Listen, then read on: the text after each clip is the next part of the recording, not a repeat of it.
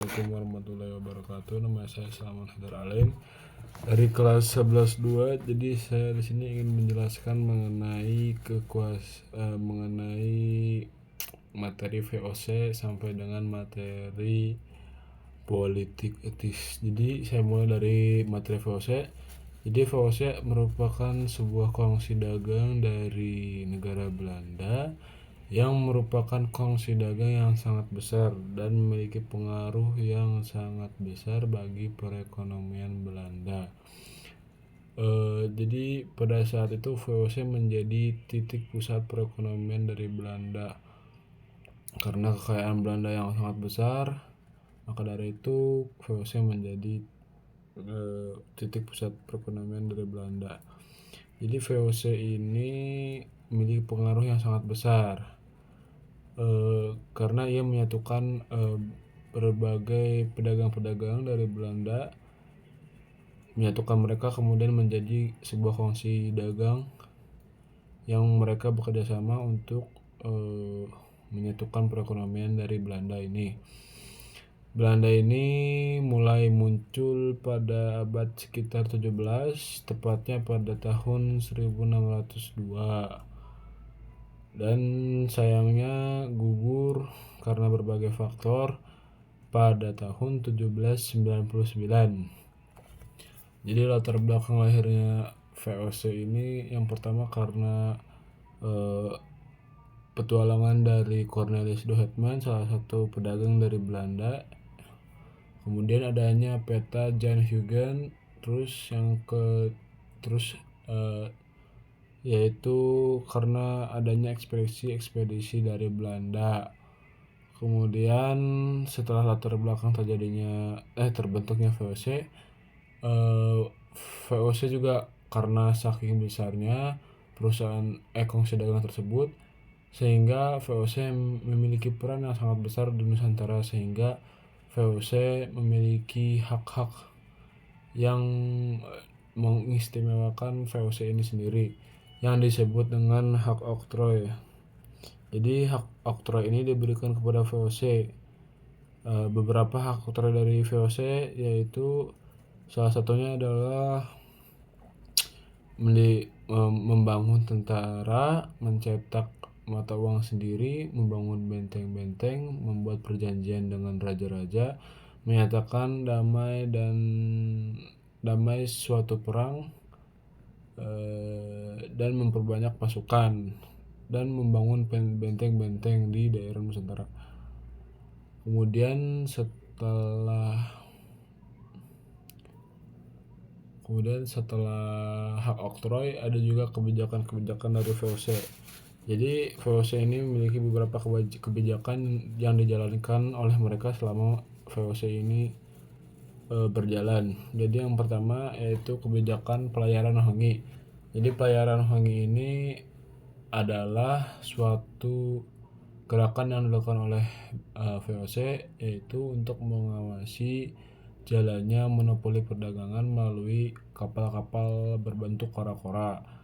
Kemudian yang kedua ada leverante presenti, yaitu penyerahan hasil bumi kepada pemerintah. Kemudian ada juga kontingenten, yaitu pajak yang harus dibayarkan oleh pribumi melalui sebuah hasil bumi yang dihasilkan oleh pribumi. Jadi pajaknya berupa hasil bumi.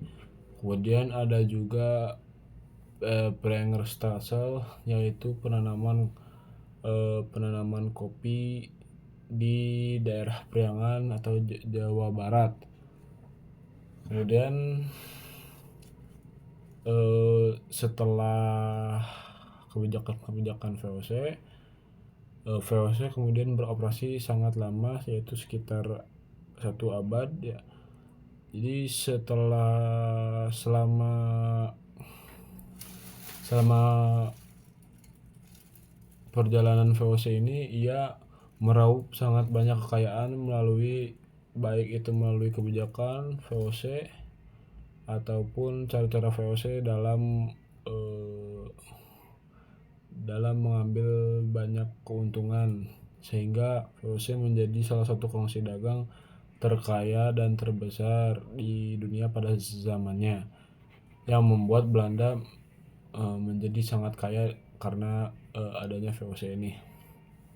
Tapi sayangnya VOC kemudian runtuh pada tahun 1799 dikarenakan beberapa faktor, yaitu yang pertama karena sistem pemerintahan yang sudah tidak efektif, kemudian karena banyaknya dana yang terkuras karena perang-perang yang dilakukan oleh VOC dengan relawan-relawan dari Nusantara. Salah satunya adalah pada saat perang Diponegoro, VOC menghabiskan banyak dana karena perang Diponegoro ini cukup besar dan berlangsung cukup lama, sehingga membuat VOC kewalahan dan menguras cukup banyak dana yang dimiliki oleh VOC. Jadi ya, selain dari perang-perang yang dihasilkan, juga ada dari para pejabat-pejabat VOC ini banyak yang melakukan korupsi, sehingga merosotkan dana atau kekayaan dari VOC. Kemudian harga dari rempah-rempah juga yang semakin merosot semakin lama. Oh ya, sebelum berlanjut saya lupa mengatakan salah satu kebijakan VOC juga, yaitu ada kebijakan ekstirpasi, yaitu kebijakan berupa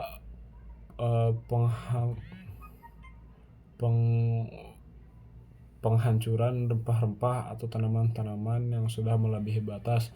Jadi jika suatu rempah-rempah itu sudah terlalu banyak atau melewati batas, akan mempengaruhi harga pasar rempah-rempah tersebut. Jadi Belanda mengupayakan agar harga dari rempah-rempah itu tetap stabil, maka Belanda melakukan kebijakan ekstirpasi, yaitu melakukan pembakaran terhadap rempah-rempah. Jadi itu adalah kebijakan yang saya lupa sebutkan, yaitu kebijakan ekstirpasi. Nah, setelah VOC runtuh pada tahun 1799, kemudian kita masuk ke materi kekuasaan Republik Batak di Indonesia. Jadi pada tahun 1975 Perancis pada tahun 1975 sebelum runtuhnya VOC, Perancis menyerbu daerah Belanda. Belanda diserang oleh Perancis, dan saat pemerintahan Perancis itu di Belanda, Perancis membentuk suatu pemerintahan yang bernama Republik Batak. Mendengar hal tersebut, Raja Willem V melarikan diri ke daerah Inggris, kemudian menyatakan suatu surat yang bernama Surat Kew, yang berisikan bahwa Belanda harus menyerahkan daerah kekuasaannya itu kepada Inggris, bukan kepada Perancis. Mendengar hal tersebut, Republik Batak pun tidak tinggal diam. Republik Batak ingin seluruh kekuasaan dari Belanda ini menjadi kekuasaan milik Perancis. Kemudian kekuasaan pun turun ke Herman Willem Daendels. Herman Willem Daendels itu berkuasa dari tahun 1808 sampai 1811. Jadi Herman Willem Daendels ini melakukan beberapa kebijakan, yaitu dalam bidang keamanan dan pertahanan. Jadi Herman Willem Daendels mendirikan beberapa benteng dan memperbanyak jumlah pasukan. Kemudian dalam bidang politik dan pemerintahan, beliau membentuk sekretariat negara dan memindahkan pusat pemerintahan dari Batavia ke daerah yang lain yang saya lupa. Kemudian beliau membentuk kantor pengadilan. Kemudian dalam hal peradilan, ia membentuk 3 peradilan, yaitu peradilan untuk orang asing, peradilan untuk orang asing, peradilan untuk timur asing, dan peradilan untuk pribumi. Kemudian ia melakukan suatu kebijakan, yaitu pengadilan memberikan hukuman yang tidak pandang bulu. Kemudian dalam kebijakan sosial dan ekonomi, ia mengeluarkan uang, kemudian membentuk DPK dan melakukan pemungutan pajak.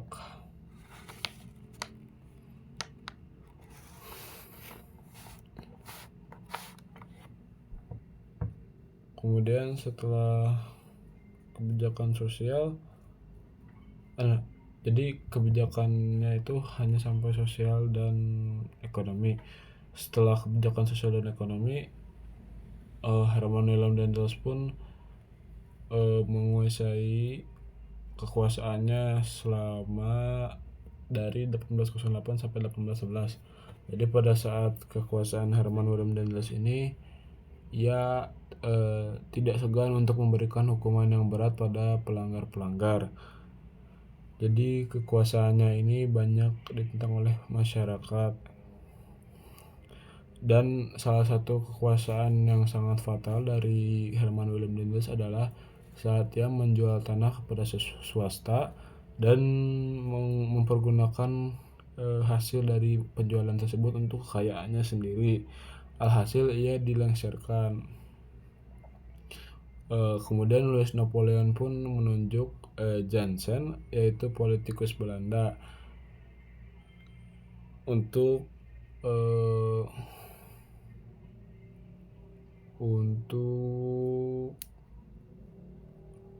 menguasai Nusantara sementara di wilayah kekuasaan Inggris.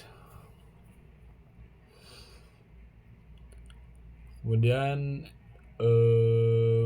pada saat kekuasaan Jansen ini, ia berusaha sebisa mungkin untuk mempertahankan wilayahnya dari serangan-serangan Inggris. Tetapi sayangnya pada akhirnya pun Inggris berhasil menguasai dan mengalahkan pasukan Jansen di Tuntang, Sumatera. Karena hal tersebut, pada tanggal 18 September 1811 terjadilah perjanjian Tuntang di Sumatera, yaitu yang berisikan pemberian kekuasaan kepada Inggris. Kemudian semua semua tentara Belanda menjadi tawanan Inggris, dan Inggris bebas menjadikan Belanda orang Belanda dapat bebas dipekerjakan di pemerintah oleh Inggris.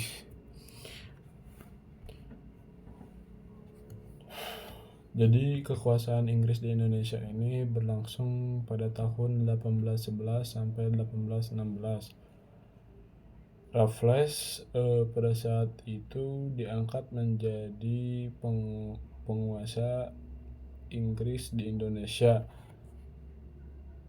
dengan berpusat di Batavia. 3 prinsip Raffles, yaitu segala bentuk kerja rodi yang telah diterapkan oleh penguasa sebelumnya itu dihapuskan. Kemudian bupati juga sebagai pemungut pajak itu dihapus. Kemudian tanah yang ada di Nusantara itu merupakan milik pemerintah. Ada pula kebijakan dari Raffles, kebijakan politik dan pemerintahan yang menjalin hubungan baik dengan kerajaan lokal. Kemudian ia membagi Pulau Jawa menjadi beberapa keresidenan. Kemudian ada pula dalam kebijakan sosial dan ekonomi, ia menghapus segala bentuk penyerahan wajib. Ia juga menghapus segala perbudakan dan kerja paksa, dan memberi kebebasan pada pribumi dalam usaha perdagangan, dan menerapkan sebuah sistem, yaitu sistem sewa tanah atau bisa disebut juga land rent. Jadi land rent ini memiliki beberapa peraturan, yaitu yang pertama pribumi harus menyewakan tanahnya itu, meskipun petani harus menyewa tanahnya meskipun ia pemilik tanah tersebut. Kemudian harga sewa tanah ini bergantung pada kondisi tanah itu sendiri. Kemudian pembayaran dari penyewaan sewa tanah ini dalam bentuk uang tunai oleh pemerintah. Tetapi dalam kebijakan Raffles tersebut, Raffles memiliki beberapa kendala. Yang pertama, kurangnya pengawasan dari pemerintahan itu sendiri. Kemudian peran kepala desa yang lebih kuat dibandingkan asisten residenan Inggris. Kemudian perilaku dari pribumi yang sulit lepas dari budaya penjajah. Maka dari itu pada tahun 1815 Raffles pun diganti oleh John Fedal. Pemerintah pun menganggap Raffles kurang memberikan benefit yang bagus bagi pemerintahan itu sendiri, karena Raffles lebih mengutamakan kemanusiaan dibandingkan perekonomian. Maka dari itu Raffles dianggap kurang memberikan keuntungan yang besar bagi Inggris. Dan pada tahun 1816 pun Jawa diserahkan kembali kepada Belanda. Kemudian berlanjut ke politik pintu terbuka. Jadi politik pintu terbuka itu adalah politik pintu terbuka adalah suatu usaha pemerintah, yaitu menyerahkan perdagangan yang ada itu ke pihak swasta.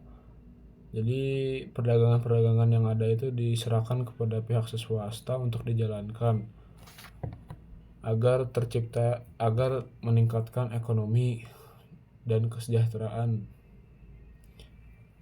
Jadi latar belakang terjadinya pintu terbuka ini adanya penyimpangan dalam tanam paksa yang membawa penderitaan bagi rakyat pribumi.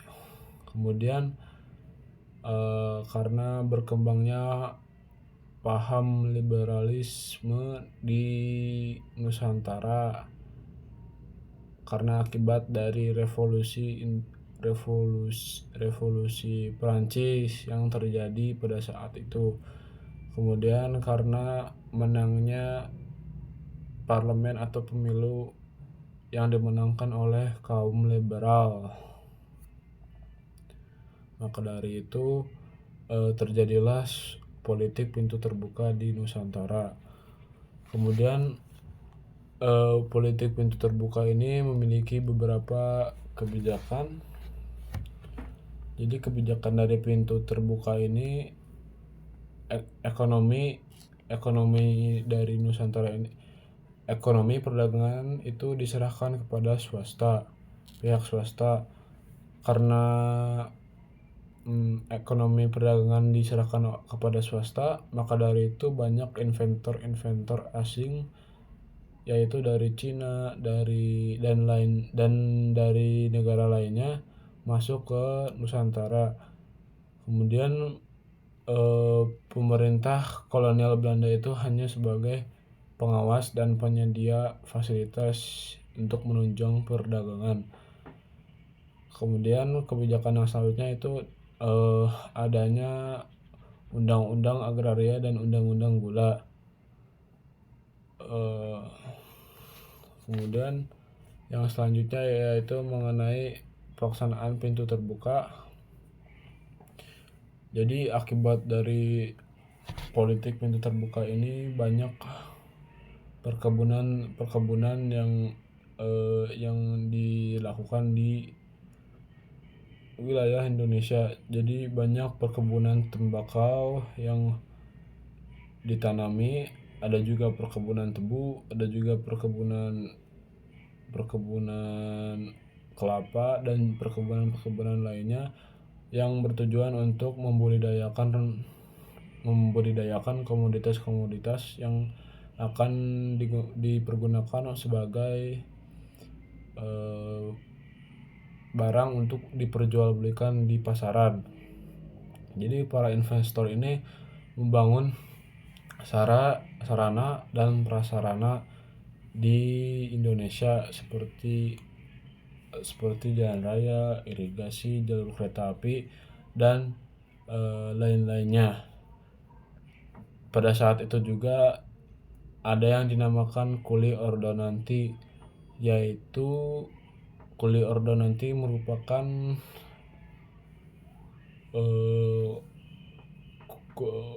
kuli yang merupakan kuli kontrak. Jadi kuli ini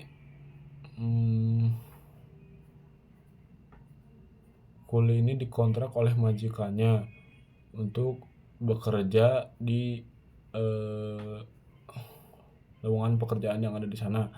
Dan jika ada orang yang melanggar kontrak ini akan dikenakan sanksi yang disebut penalti sanksi. Kemudian setelah pelaksanaan ada juga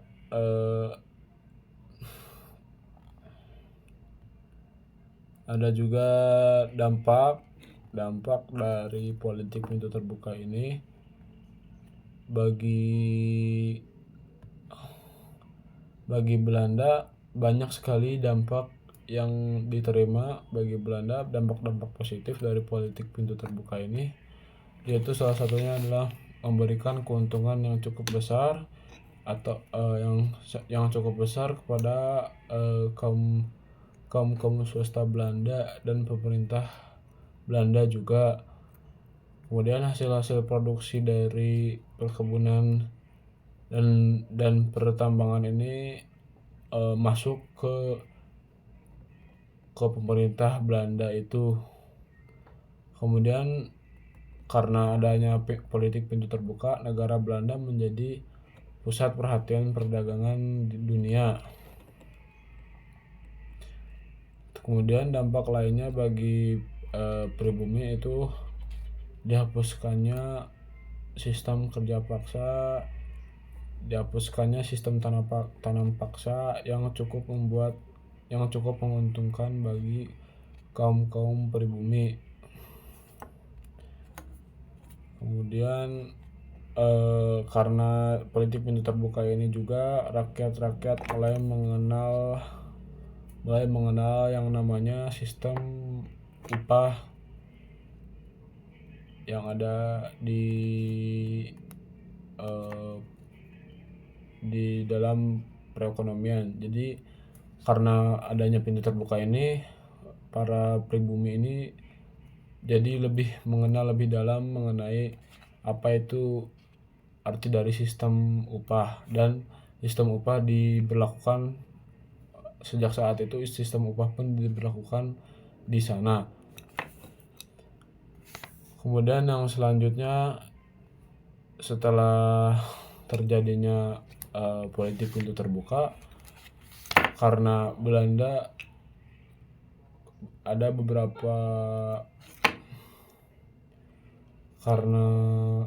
Belanda merasa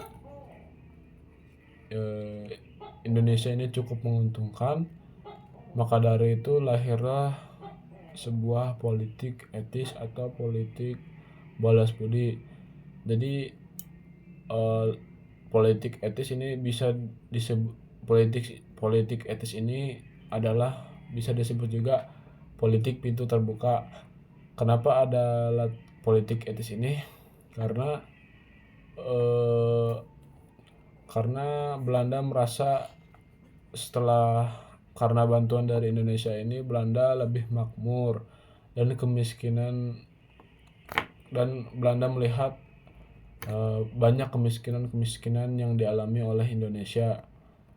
Maka dari itu lahirlah politik etis karena rasa simpatik dari Belanda. Politik etis ini dicetuskan oleh salah satu tokoh dari Belanda itu sendiri, yaitu Theodor van Deventer.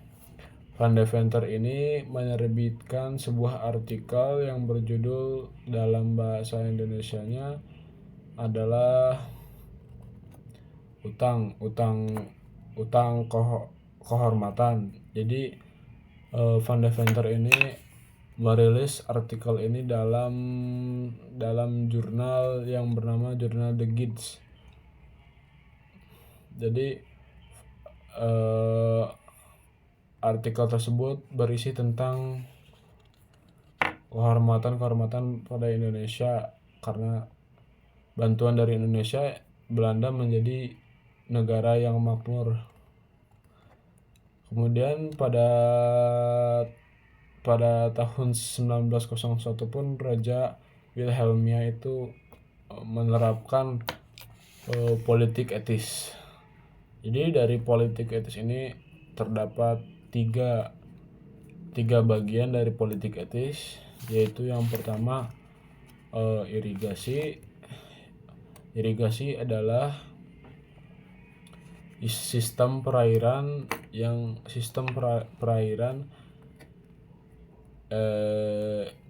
yang dipergunakan untuk pertanian, untuk kepentingan pertanian, irigasi. Kemudian yang kedua adalah migrasi. Migrasi merupakan pemerataan penduduk. Jadi karena di Indonesia pada saat itu terlalu banyak orang yang menumpuk di Pulau Jawa. Kemudian karena hal itu dilakukanlah migrasi yang dilakukan dari Pulau Jawa dipindahkan ke pulau yang lainnya agar penduduk di sana lebih merata,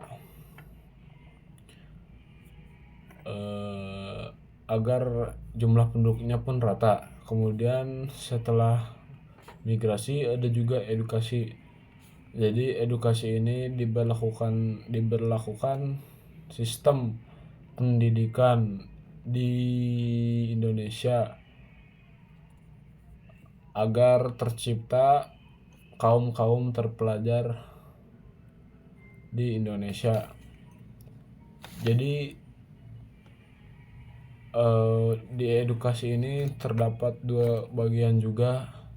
Jadi ada edukasi yang nomor satu, yaitu edukasi untuk orang-orang penting seperti kaum bangsawan. Jadi pada edukasi nomor satu ini mereka mendapatkan pendidikan yang layak dan bagus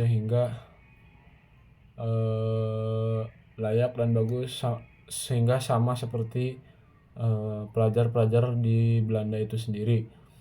Kemudian ada juga edukasi yang nomor 2, yaitu edukasi yang hanya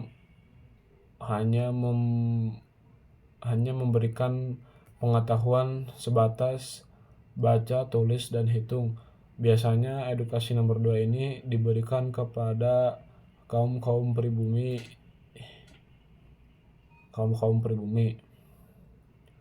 Jadi kebanyakan dari pahlawan Indonesia ini merupakan kaum terpelajar yang lahir dari edukasi nomor 1, yaitu edukasi untuk kaum-kaum bangsawan. Jadi pahlawan Nusantara merupakan sebagian besar merupakan kaum bangsawan. Tetapi dalam politik etis ini juga terdapat penyimpangan-penyimpangan yang dilakukan oleh Belanda, seperti contohnya yaitu pada bidang edukasi. Pada bidang edukasi ini upah yang diberikan kepada pengajar itu sangat rendah, dan juga banyak diskriminasi dan kesenjangan yang ada di bidang edukasi ini. Kemudian dalam bidang irigasi sebenarnya irigasi ini diberlakukan untuk kepentingan Belanda, untuk kepentingan perkebunan dan pertanian dari Belanda itu sendiri, bukan untuk kepentingan petani-petani pribumi. Kemudian imigrasi ini bukan untuk memeratakan penduduk, tetapi untuk mencukupi tenaga kerja yang dibutuhkan oleh Belanda di berbagai daerah, agar banyak tenaga kerja yang tersebar luas. Maka dari itu dilakukanlah migrasi oleh Belanda. Kemudian hal yang terpenting dari politik etis ini adalah sekolah. Jadi banyak sekolah-sekolah yang dibangun di sana yang memunculkan kaum terpelajar. Nah, dari kaum terpelajar itu muncullah pergerakan nasional. Jadi karena adanya edukasi, kaum pribumi ini menjadi lebih sadar akan penderitaan mereka. Mereka tidak bisa berdiam diri di sana, tidak melakukan hal apapun. Jadi mereka mulai sadar karena adanya edukasi. Mereka sadar akan mereka tertindas karena Belanda. Maka dari itu mereka perlu bangkit dari sana dan melakukan pergerakan nasional. Kemudian salah satu sekolah yang terkenal yang melahirkan banyak kaum terpelajar yaitu Sekolah Tinggi Stovia, yang merupakan sekolah dalam bidang kedokteran. Jadi Stovia itu berjalan. Jadi Stovia itu sekolah untuk calon dokter-dokter atau pegawai-pegawai. Dari sekolah tersebut banyak terlahir tokoh-tokoh atau orang-orang yang berpendidikan tinggi, atau bisa disebut juga kaum terpelajar.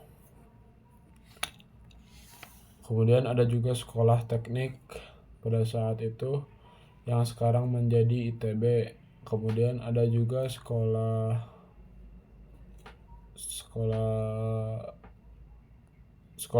lainnya yang sekarang menjadi universitas yang besar. Jadi dampak dari politik etis ini membangun sarana dan prasarana yang menunjang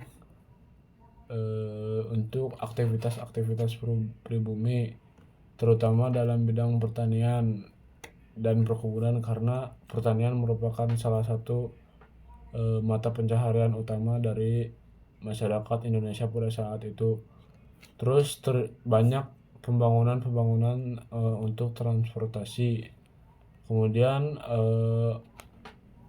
munculnya kesadaran dari bangsa Indonesia untuk melakukan suatu pergerakan nasional agar mereka bisa bangkit dan bisa menjadi negara yang merdeka. Kemudian dari bidang edukasi ini memunculkan banyak kaum terpelajar yang menjadi pelopor terjadinya pergerakan nasional yang akan dilakukan oleh terutama oleh kaum muda seperti mahasiswa. Jadi dari mahasiswa itu mereka mulai dari hal-hal kecil seperti membuat organisasi, Jadi dari organisasi tersebut mereka berdiskusi. Salah satu organisasi yang pertama yaitu Budi Utomo. Budi Utomo itu berjalan pada tahun 1908 yang dijalankan oleh mahasiswa terpelajar.